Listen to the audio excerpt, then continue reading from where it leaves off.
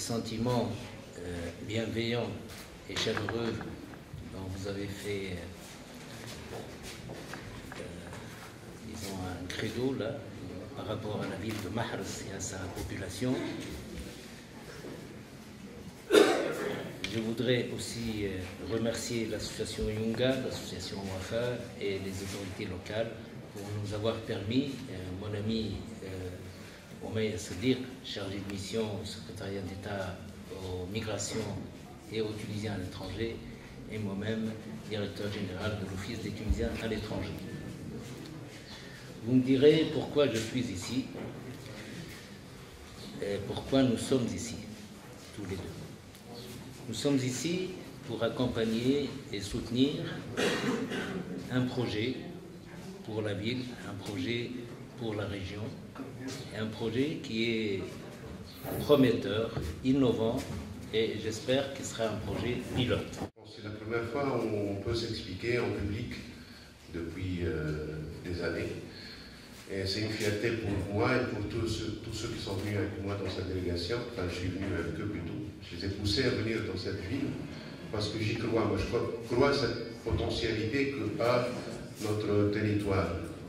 Sachant que la délégation au départ était prévue d'aller à Gafsa, Meldir, Kerouan et Sidi Bouzid. Nous avons réussi, avec l'aide aussi de notre ami Hadi Manan, qui est là, à détourner un peu cette délégation vers Mahrs.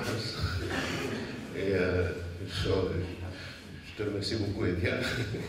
Et je pense que ça vaut le détour, car nous avons toujours cru à cette potentialité qui n'a jamais été exploitée à sa juste valeur. À savoir, aujourd'hui, on est là on a avec nous cette délégation afin de voir. C'est une visite plutôt politique, c'est pas une visite technique. On voulait démontrer que la Tunisie est vraiment sur le chemin de la démocratie et du développement. Que je crois certains d'entre vous ont dû avoir, donc c'est pas celui-là, c'est un autre qui est là. Ça s'appelle ce document qui est ici. Et que mademoiselle a présenté rapidement tout à l'heure, en disant on envisage, en s'appuyant sur les ressortissants de cette région qui vivent notamment dans la région des Pays de la Loire, mais pas seulement, puisque cette rencontre est pour Ketula, d'aborder à Marès un certain nombre de questions, et vous verrez que ces questions ne concernent pas que Marès, concernent aussi des préoccupations que nous avons et que tous les pays ont, et notamment les pays avec lesquels nous avons un certain nombre de relations internationales. Tout d'abord, quel tourisme alternatif? C'est un sujet qui concerne à la fois l'activité économique et les conditions dans lesquelles l'aménagement de votre territoire de bord de mer peut évoluer. Deuxième question, c'est le développement urbain. Développement urbain, je vous disais tout à l'heure que les réflexions qui sont celles des responsables locaux dans un système où les responsables locaux ont une responsabilité et qu'on n'attend pas tout l'État, qui décide de tout. La réflexion sur le développement urbain, c'est ce que j'évoquais tout à l'heure, à travers la compétence ou les responsabilités. Si on n'a même pas la compétence de décision, ce qui n'est pas forcément une nécessité, on doit avoir la liberté de la réflexion sur la manière d'exercer cette compétence sur le développement urbain.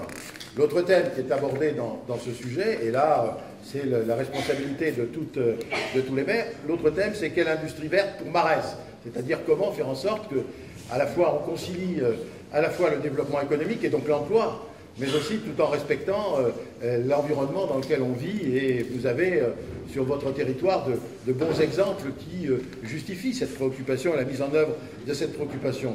Le thème de l'agriculture, de la pêche et également des produits du terroir, autant de questions qui concernent pas seulement Marès, mais qui sont aussi des préoccupations du territoire dans lesquelles nous exerçons notre responsabilité dans l'ouest de la France. C'est donc à partir de ces éléments-là et du souhait qu'il puisse y avoir un débat que nous sommes passés à Marès, mais non pas pour dire voilà ce qu'il faut faire, mais pour réfléchir avec ceux qui voudront bien réfléchir sur ces questions-là, sous la responsabilité des habitants et des responsables de cette commune. Et donc, par rapport à ça, c'est donc ce projet urbain, ce projet de territoire qui émerge à travers ces réflexions-là. Et bien évidemment, moi qui ai quelques cheveux blancs, comme un certain nombre d'entre vous, Il y a eu dans notre pays, en France, pendant quelques décennies, ça remonte aux années 60 et 70, dans beaucoup de municipalités, il s'est créé des groupes de réflexion, qu'on appelait des groupes d'action municipale, qui portaient des réflexions de cette nature et qui ont ensuite souhaité, à un moment donné, dans le cadre des diversités, des responsabilités et des choix politiques qui accompagnent ces démarches-là, souhaiter exercer des responsabilités de décision sur ces questions-là. Et donc je pense que dans la phase qui est la vôtre, le fait de réfléchir pour faire en sorte que ceux qui auront demain la responsabilité de la gestion, non seulement de la Tunisie au niveau de l'État, mais aussi du territoire, des territoires, en liaison avec les responsables de l'État, puissent avoir non seulement une démarche interpellant l'État, critiquant à juste titre l'État, ça se fait partout, et moi le premier, je suis souvent critique à l'égard de l'État en France, mais comment nous sommes capables, en tant que citoyens, d'apporter notre réflexion et nos propositions pour agir, pour exercer notre responsabilité dans un cadre démocratique que décidera la Tunisie pour pouvoir élire ses représentants. C'est donc cette démarche qui est là.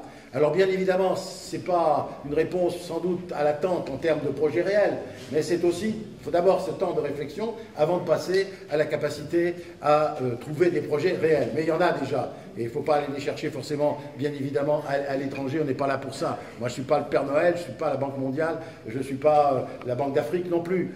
Il faut bien évidemment des financements. Mais vous avez des organismes de financement. Il y a l'État qui joue son rôle, qui doit jouer son rôle, ici comme ailleurs. Il y a aussi des organismes bancaires, et croyez bien qu'en France, ce n'est pas facile de les mobiliser non plus, je sais de quoi je parle, mais il y a aussi ce qui se met en place partout, c'est-à-dire les microcrédits, les prêts d'honneur, y compris en France. Et là, il faut mobiliser, y compris des entrepreneurs qui ont des moyens financiers et qui veulent pouvoir investir sur le territoire avec une sécurisation. On ne prête pas de l'argent, y compris un prêt d'honneur, dans n'importe quelle condition. Il faut avoir un projet crédible, un projet économique crédible. Il faut avoir ensuite des experts comptables qui entourent cette démarche-là pour réussir. Et c'est donc aussi les réflexions sur les sources de financement qui a été évoquée, qui est aussi une réalité tout à fait nécessaire. Il ne suffit pas d'avoir des idées, il faut après pouvoir les concrétiser. Mais ça, il y a des réponses qui sont portées, et c'est aussi le rôle du pouvoir politique national, des banques, de l'État, c'est aussi le rôle des banques locales, c'est aussi le rôle de ceux qui ont la chance d'avoir un peu d'argent, de pouvoir l'investir sur leur territoire, et sur l'économie réelle, et pas seulement en bourse ou aux États-Unis ou ailleurs. C'est aussi cette réflexion-là. Et donc, nous sommes là non pas pour apporter des réponses concrètes, mais pour dire, voilà ce que moi j'essaie de faire aussi sur le territoire dont j'ai la responsabilité. C'est pas seulement par rapport à Mahrez, mais ces questions-là, elles sont, je dirais, quasiment universelles. Ceci dit, il faut que les habitants, à travers leurs structures, à travers leurs associations, à travers la responsabilité de la mairie qu'exercent vos représentants ici, puissent apporter ces réponses-là dans un cadre qui est nouveau et qui est celui qu'on a essayé de décrire très rapidement. Voilà.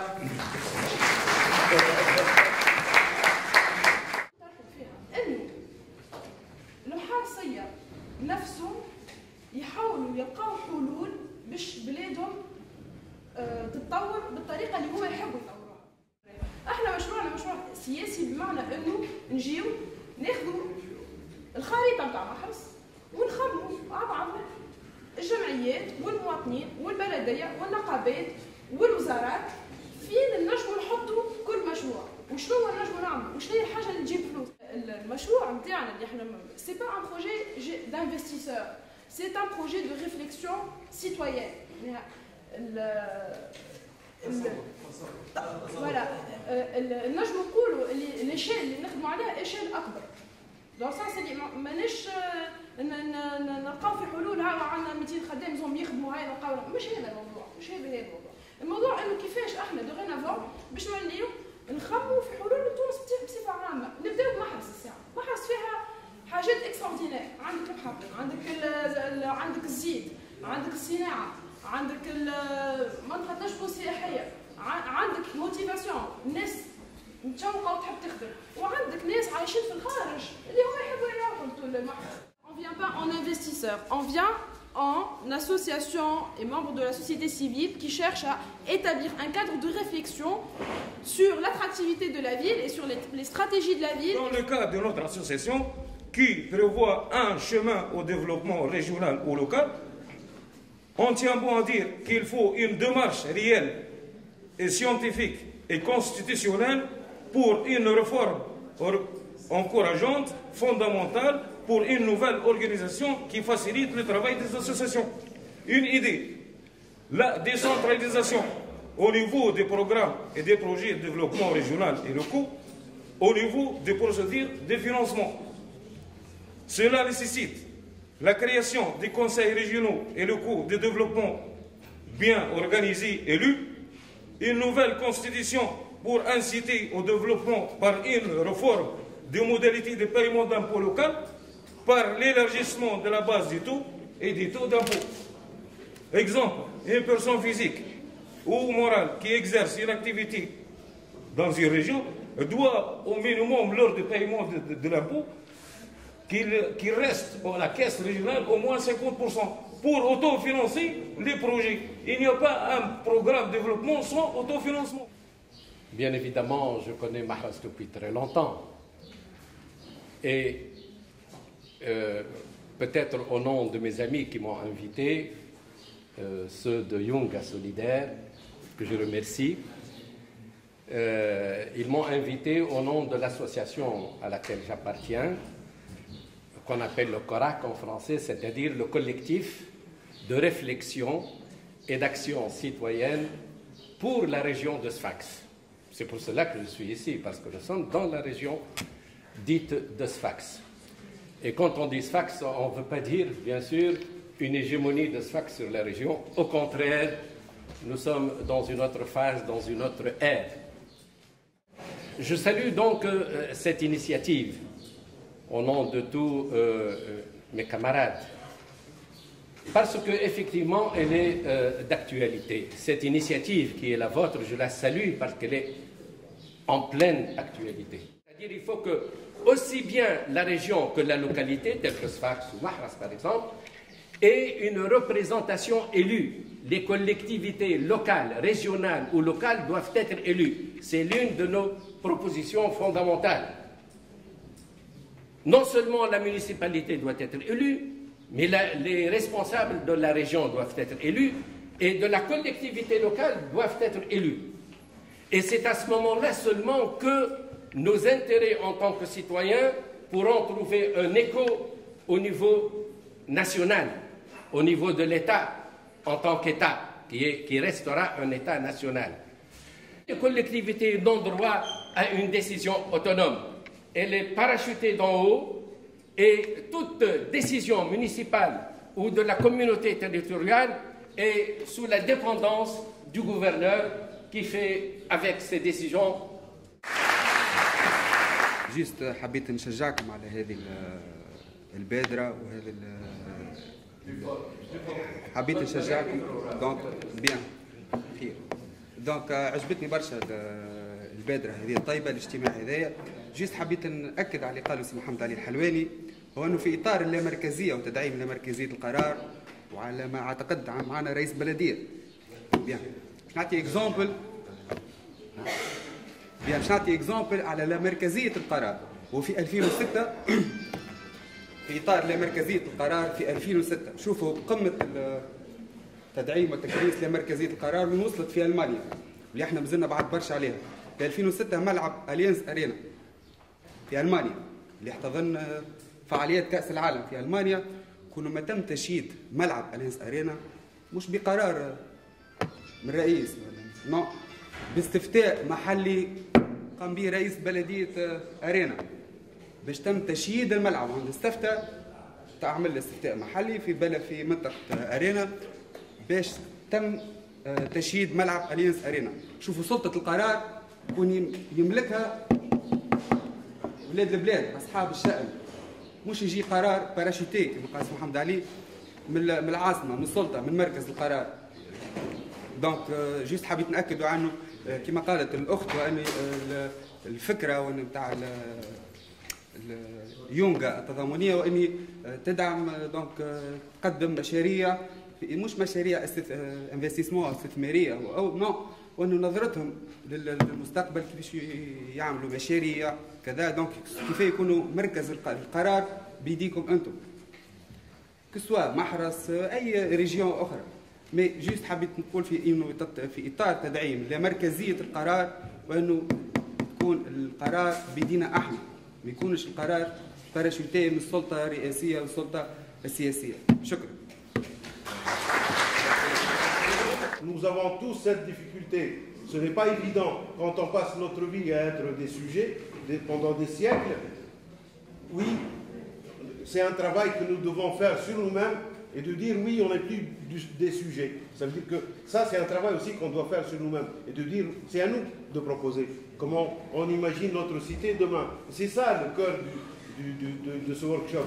C'est tout à fait ça. Ça veut dire que tous les acteurs économiques, sociaux, culturels, les urbanistes, les architectes, etc., et les politiques, ils doivent être là, ils doivent agir, ils doivent participer à ce projet. Bien sûr, tout le monde doit participer pour élaborer la nouvelle cité. On commencera par Mars et on ira beaucoup plus loin, plus tard. Je pense que les initiatives qu'ont pris les amis à Sfax est très intéressante et très importante. Je crois qu'on va travailler ensemble là-dessus, certainement. On va travailler avec toutes les associations qui sont prêtes aujourd'hui. Il y en a 2 aujourd'hui qui sont présentes dans cette salle. Et voilà, c'est pas évident.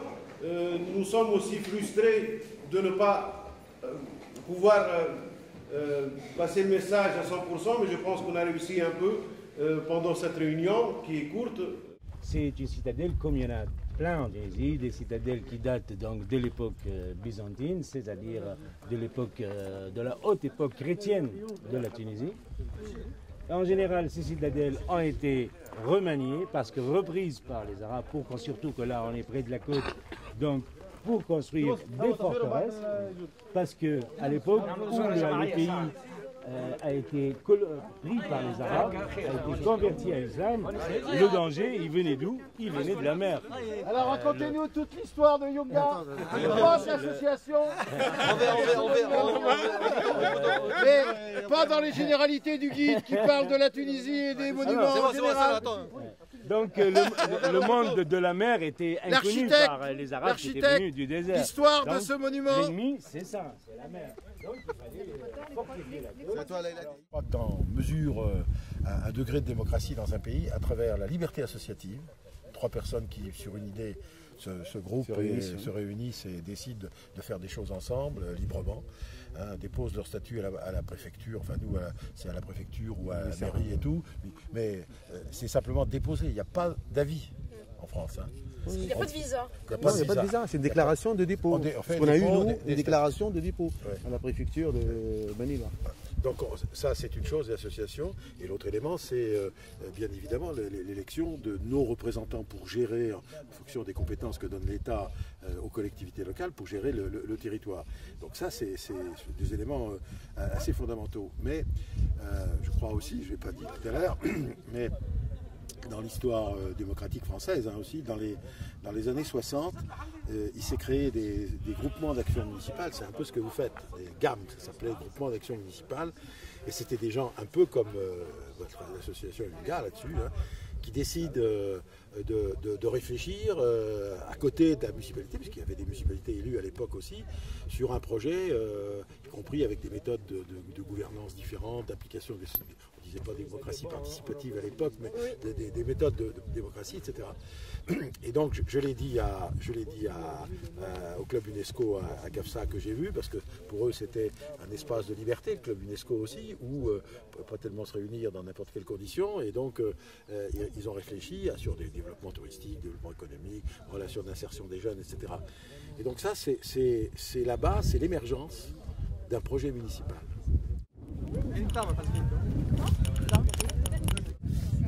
Les voûtes, il y avait là, même pas à 500 mètres. Hein, il y a une petite cité là dans... Hyper protégée, on n'a pas le droit de construire.